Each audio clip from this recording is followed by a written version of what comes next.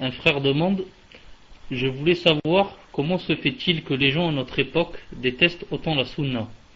Et est-ce que si ça va empirer dans le futur, où l'amour de la sunna reviendra? Barakallahu fik ya Cheikh. Fadal Cheikh. Pourquoi tu t'étonnes alors que des gens ont vu le prophète et n'ont pas cru, et n'ont pas cru en lui, et l'ont détesté, et l'ont haï, et l'ont combattu, et ont voulu le tuer. Donc pourquoi tu t'étonnes, yani, de celui qui ne l'a jamais vu, et on a seulement entendu parler. Deuxièmement, la sunna du prophète sallallahu alayhi wa sallam et le din d'Allah en général ne cessera de se propager jusqu'à, Inch'Allah ta'ala, comme dans le hadith authentique, qu'il rentre dans toute maison. Ça, c'est bien sûr avant la fin du monde, car quand viendra la fin du monde, il commencera, yani, le contraire commencera à se passer, jusqu'à ce que les gens ne connaissent que, qu'est-ce qu'ils disent? Allah, Allah, c'est tout, yani, ils ne connaissent rien du din. Allah ta'ala nous préserve, qu'on vive, yani, ces moments difficiles. Donc,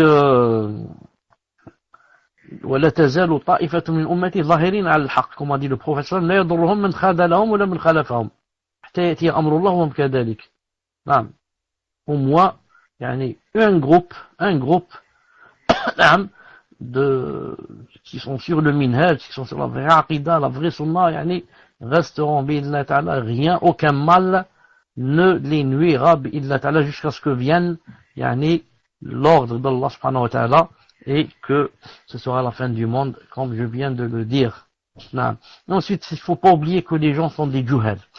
Les gens, la plupart des gens sont loin du din et ne connaissent pas le din.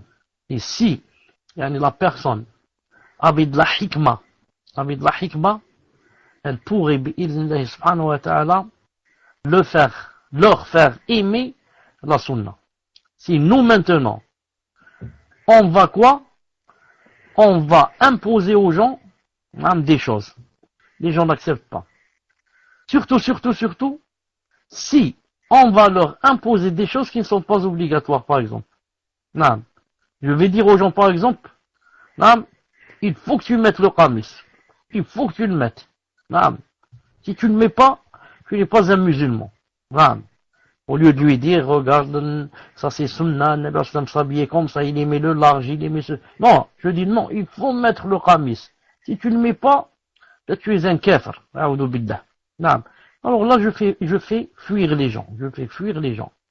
Mais si j'étais venu à eux avec hikmah, non, ils auraient bi'idhnillah ta'ala accepté plusieurs sunan. Car ils ne connaissent pas le prophète alayhi salam. Par conséquent, yani, ne savent pas donc c'est quoi la sunna. Mais si je leur fais aimer le prophète sallallahu alayhi wa sallam, après ils accepteront tout de lui bi'idhnillah ta'ala. Allah ta'ala nous aide à faire la da'wa sur le chemin des salaf.